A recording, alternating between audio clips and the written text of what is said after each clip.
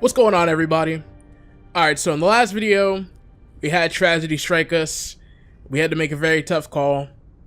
And now, as captain of the Normandy, as I said before, I feel like it is our job and responsibility to go around, talk to our crew, see how everyone's at, where everyone's head is. The main cast is probably going to be Ashley and no doubt Rex because of the genophage and all that. But because we chose Ashley over Caden, Caden is no longer with us. Still very depressing. We still got this fucking music playing in the background, but we're gonna go around, we're gonna go talk to everybody, we're gonna go see how everybody feels, and yeah, hopefully get some good conversations rolling. So starting off, I'm gonna go look for Ashley, because I feel like if anybody takes priority right now, it has to be her. You know, she probably has her head in a certain place right now, and I want to make sure she's okay. I do. So we're gonna start with her, and then we're gonna move from left to right.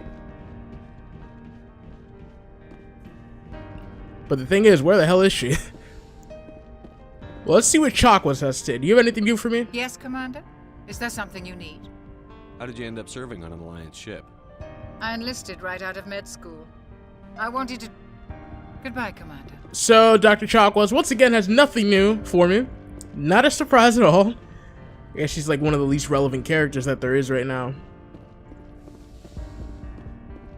Okay, we're back in our cabin. I feel like this has been something that's long overdue. I feel like I should have talked to the crew long before this even happened. We probably could have. Time and time again, I just didn't know like when and how, and we had so many things going on, so many side missions. And according to the squad thing, I have one more upgrade point. We are level 47. We are 13 levels away. Making that progress, man. Making that progress. That's all I can say. Can't upgrade anybody else at the moment. Look at our Paragon. It's almost at the peak. Looking forward to seeing that maxed out, man. How's Shepard doing? Only the good.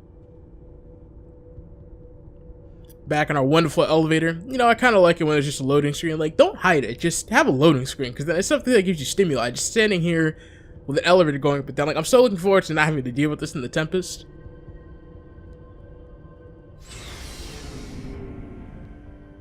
Yeah, I was about to say, she should be down here, because this is where everyone is. So, we have a lot of crew members to talk to down here. Oh, Commander Rotola's down here.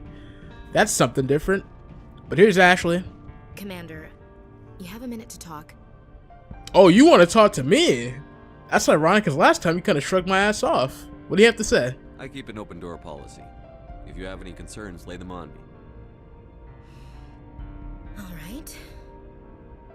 I know things are different aboard the Normandy, but I'm concerned about the aliens, Vicarian and Rex.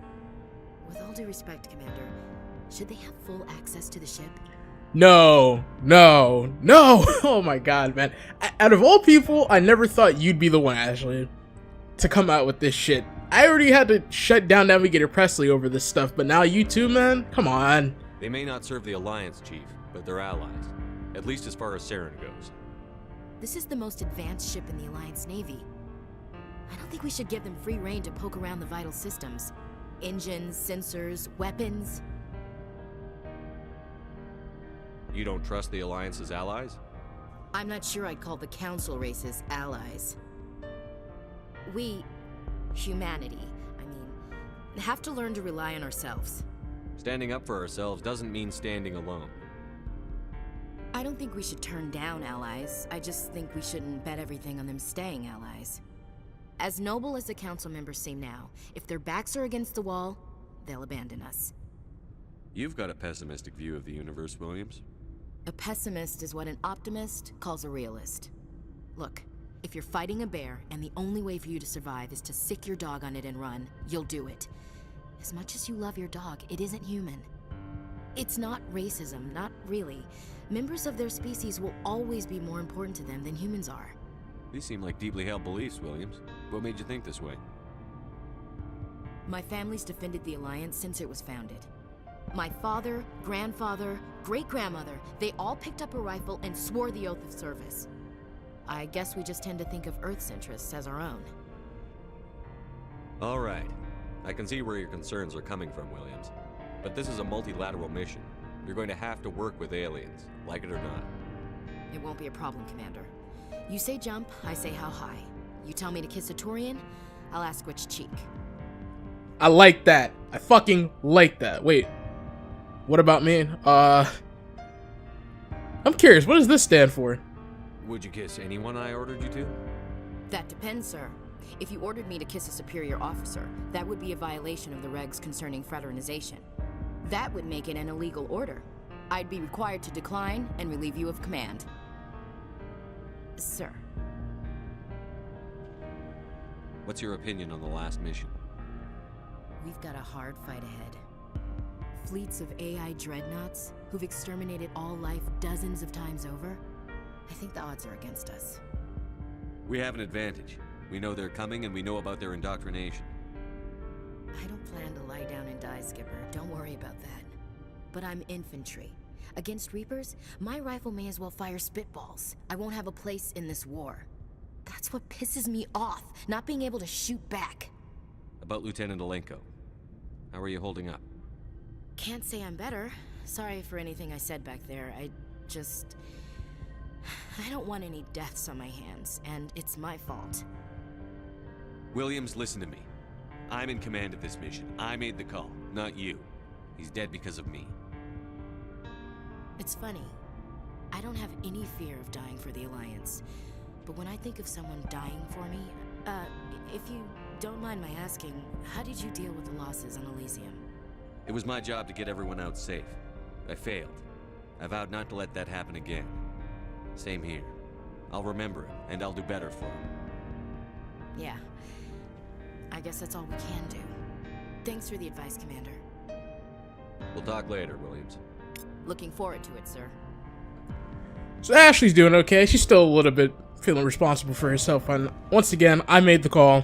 I chose you over Caden just because I wanted to keep the past flow into the future. Because history repeats itself, right? So let's go talk to Rex, see what's going on with him. Commander, things got heated back on Vermeer. You did what you had to do. I respect your choice.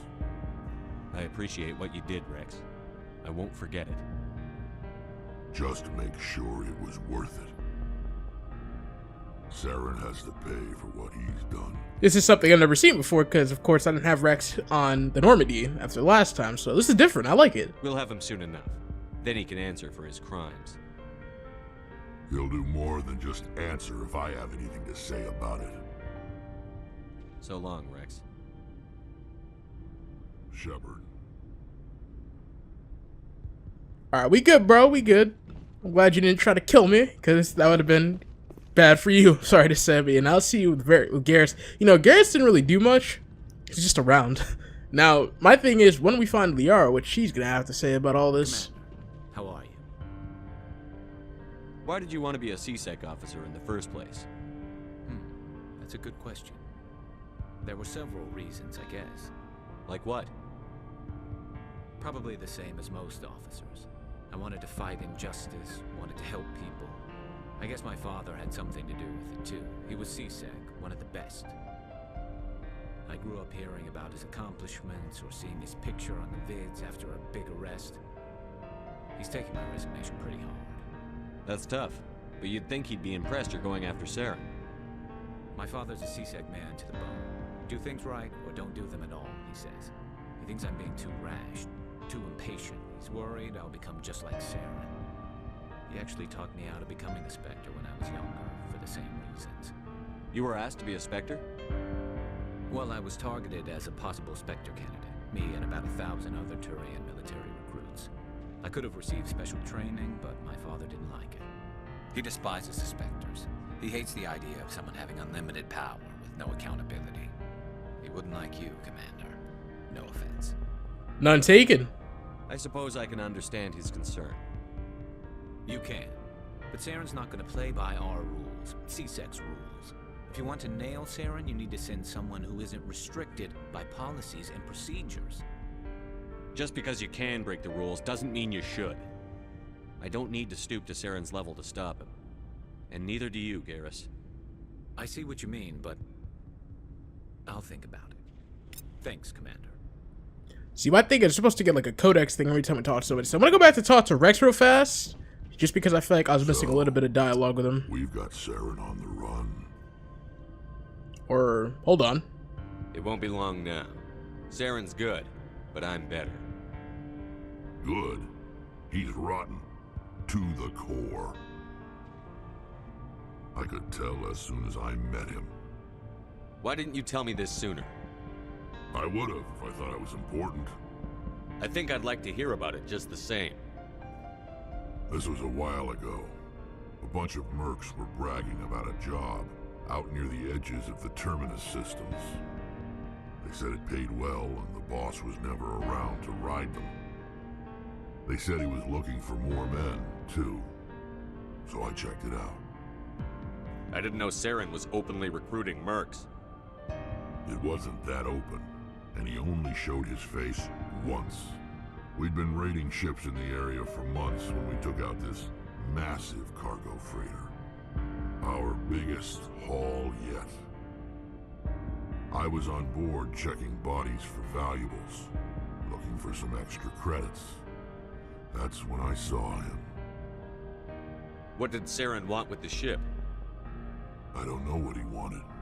He was just moving through the ship, watching. A couple of the mercs called him by name, but he never spoke to them. Never spoke to anyone. I had a really bad feeling about him, so I got the hell out. Didn't even wait to get paid. That's the only time you saw him? Yeah. Didn't even know who he was. Still wouldn't if I hadn't joined up with you. But my instincts were right. Every other merc on that mission turned up dead within a week. Every damn one. So long, Rex. Shepard. Come on! Where's the codex thing I'm looking for? What can you tell me? Every Krogan is infected. Everyone. Alright, so yeah, I guess we're not getting much from Rex right now. Well, that sucks. Alright, now we got Commander Rentola. You have my gratitude, Commander. Most people would have left our team behind. Still, I find the loss of Captain Kirrahe troubling. But I won't blame you. I know you lost one of your own as well. Captain Kirrahe will be missed, but many others will live because he gave his life. That is our lot, I suppose. But there may come a day when so many have been sacrificed, it will be impossible to tell who won. The mission was a success. That will have to be enough. We won't trouble you for long. Our unit will be disbanded as soon as we depart. Good luck, Commander Shepard. So there goes the squad that we went to go investigate on the Council's behalf. Something that I thought was a side mission, but it turned out to be an actual mission. I'm still kind of... Hold on. Let's see what Tally... Well, we could talk to Engineer Adams, but I don't know if he would have anything different to say. Let's talk to Tally, though. Oh, hello, Shepard. God damn, you sound depressed. Are you okay? I don't know. Your ship is amazing, and your crew's been really great to me. Especially your chief engineer. But I just sort of feel out of place. The Normandy runs so smooth it feels like we're not even moving. And the engines are so quiet. How do you sleep at night? I find it rather peaceful. Don't worry, you'll get used to it. But it's more than just the silence. This ship feels so empty. It's like half the crew is missing. Back home, I couldn't wait to go on my pilgrimage. I couldn't wait to get away from the crowds. Now that I'm out here, I kind of miss them. Sometimes we don't appreciate what we have until it's gone. That's true. I'm starting to wonder if that's what the pilgrimage is really about. It's given me a whole new perspective on my people and our culture. You know, there's always a few who go on their pilgrimages and never return. I always assumed something bad happened to them. But maybe they just wanted a different life. You do plan to return to the migrant fleet, right? I could never abandon my people, Shepard. I will go back eventually. But we have to stop Saren first. Otherwise, I might not have a home to go back to. I should go. See you later. Okay, now we've officially talked to Tally. She's a little bit homesick right now, but, you know, she'll get over that. Surprised she hasn't found herself some solace and comfortability over here on the Normandy. Now, I did buy 2 extra licenses, so we have like 5 licenses together that we bought from the Citadel till Vermeer. Can't remember the fucking alien's name that was on Vermeer. We bought it from him, and now we're back on the Normandy, so let's see if the requisition officers got anything new. Let's see what you've got. You bet, Commander. See if we can find something worthy of our millions of credits. I don't... Oh, 1.5 million. Alright. But yeah, I don't really see him having anything worth... Okay, well, let's see this. Sniper rifle. Spectre Master Gear. Are you guys seeing what I'm seeing? Look at this shit. Spectre Master Gear. Oh, man. I'm gonna have to get all this. It's a pistol. Hey, we're buying it. Assault rifle, shotgun, sniper rifle, pistol. I'm no longer a millionaire, guys, but it might have been worth it after all. I gotta take a look at this. Hold on. This is like the top of the line, like, stuff, apparently. Spectre Master Gear. Transfer all the upgrades. Okay. Let's take a look at the next shotgun. Stats are completely, like, nearly maxed out too, which is the biggest thing.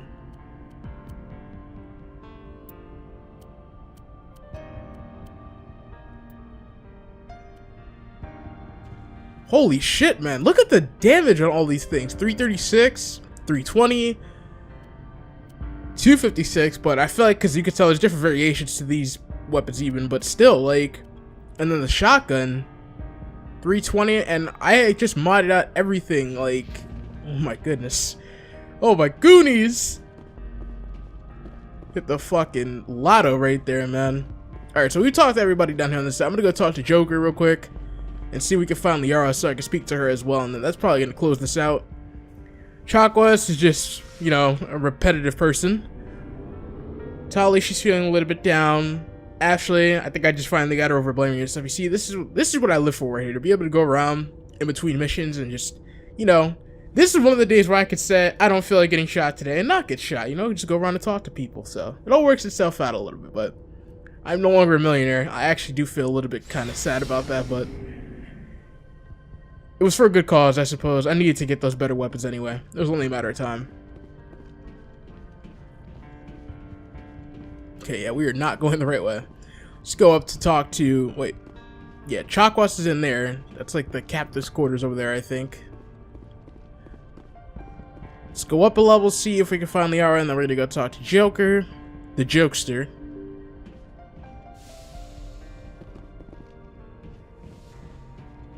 Well, I could talk to Presley, but we'll give that a minute. I don't know if he really has anything new for me. Heat level monitor. How did I not do any of this stuff beforehand? Commander, I know it couldn't have been easy for you down there. Making the call between Alenko and Williams must have been...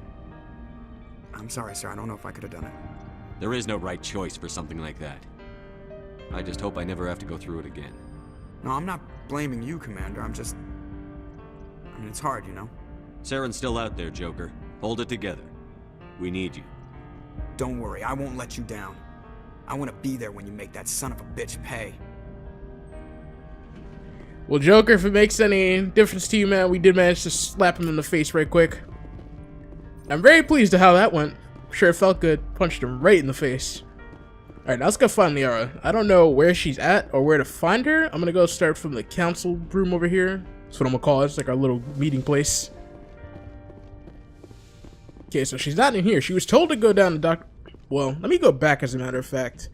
Back down to Dr. Chakwas's lab, because who knows? Maybe she did go there, and I just didn't go further into the lab. Because that's the only place I can think that she'd be at. We haven't found her anywhere else, and we went up and down the ship already, literally.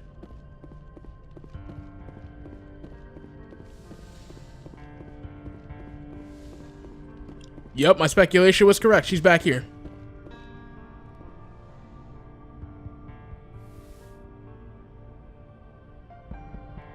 Commander, are you coming to check up on me? You look much better. How are you feeling? Dr. Chakwas assures me I am going to be fine. I was impressed with her knowledge of Asari physiology. You're in good hands. Dr. Chakwas knows what she's doing. I've been thinking about Saren. I actually feel a little sorry for him now.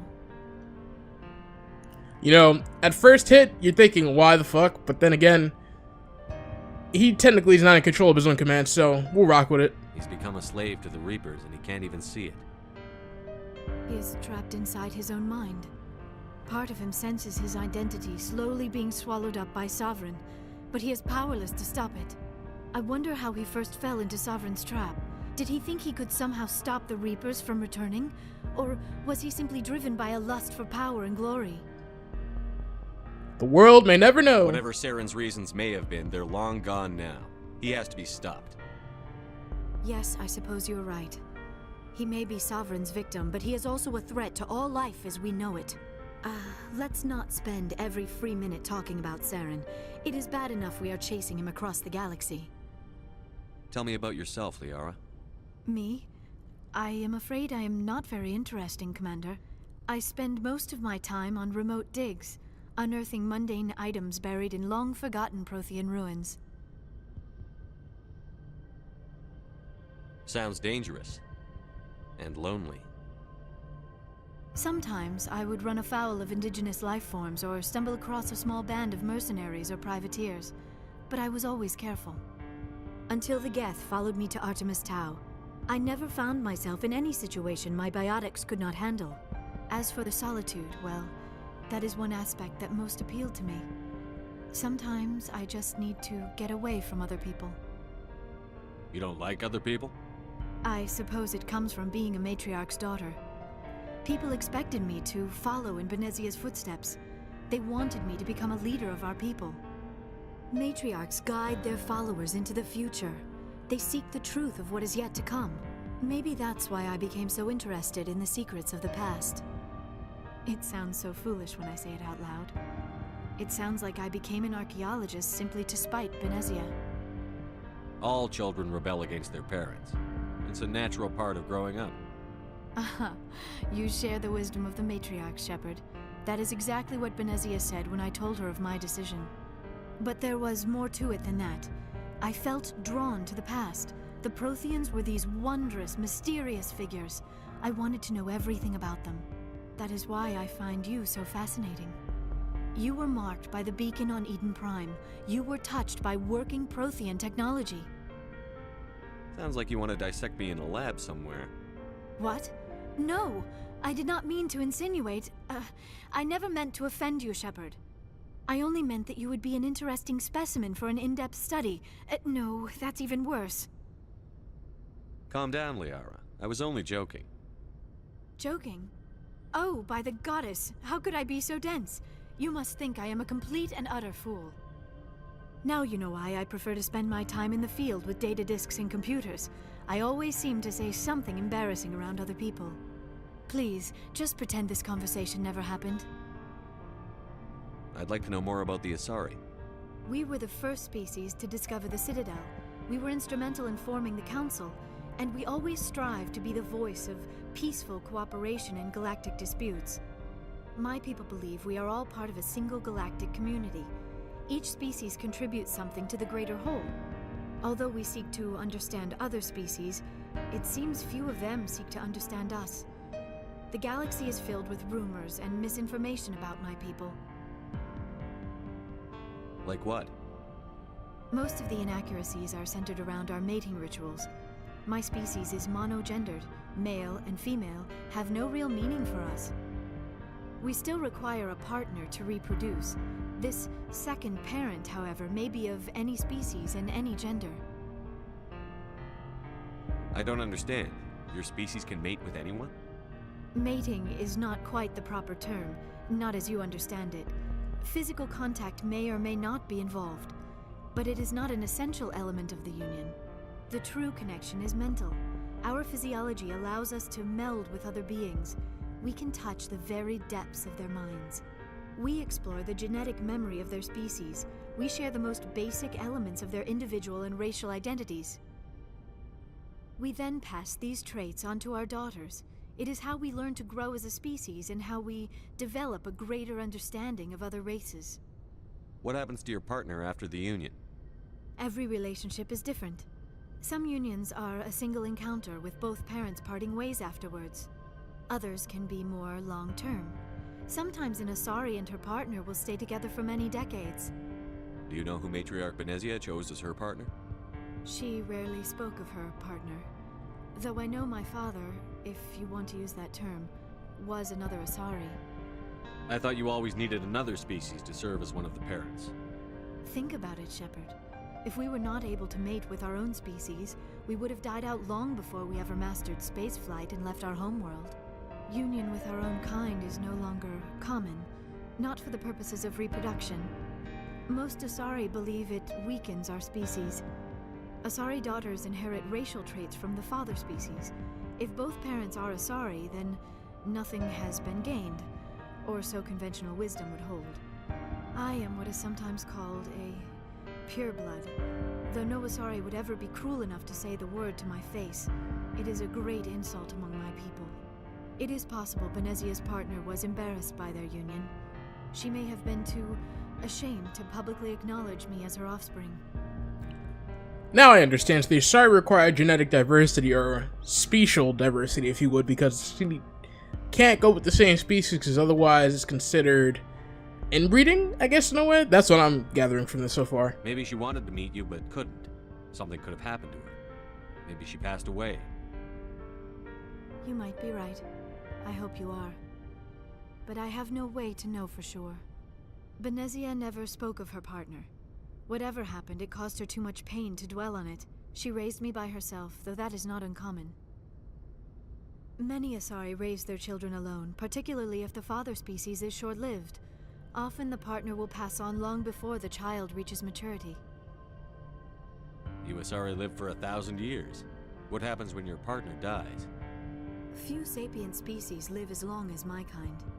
We have learned to take a philosophical approach to our unions. We do not focus on the inevitable loss of our partners. Instead, we enjoy the time we spend with them. And even after they're gone, a part of them lives on in us. The union is a connection that transcends both time and space. Do you know why Benezia joined up with Saren? I don't understand it. She was always outspoken about the need for the Asari to become more involved in shaping galactic events. Maybe she thought allying herself with Saren would somehow be for the greater good in the long run. At least I hope so. This hurts you, doesn't it? None of this makes any sense to me. I have not spoken to Benezia in many years, but I know her, and this was not like her. Something changed. I should go. Goodbye, Shepard. Well, that's 2 for 2 now. Because in the first crew of the Normandy video, we had fucking Tali. She was the one who gave us all this scientific mumbo-jumbo, and now we just got like a pretty much health lesson of the Asari anatomy from Liara, but in the end, I suppose it was all good, but now we must get back to business, cleaning up this galaxy as a Spectre we are. So in the next video, we're going around, as I said, doing some side missions and cleaning up stuff, just getting all these things in the journal out the way, because quite honestly, it's a little bit intimidating to see this, so I'm looking forward to getting rid of them in the next video. And once we're done with all that, we're going to be heading back to the Citadel to report on everything and probably talk to the council and see what the hell is going on and what our next move shall be. Mr. Smiles, forgot I even had them in it. But anyways, please drop a like. Once again, drop another like for Caden. This is all because of him, but drop a like for Caden. It's Heroics, where we're still standing here today. And I'll see you guys in the next video.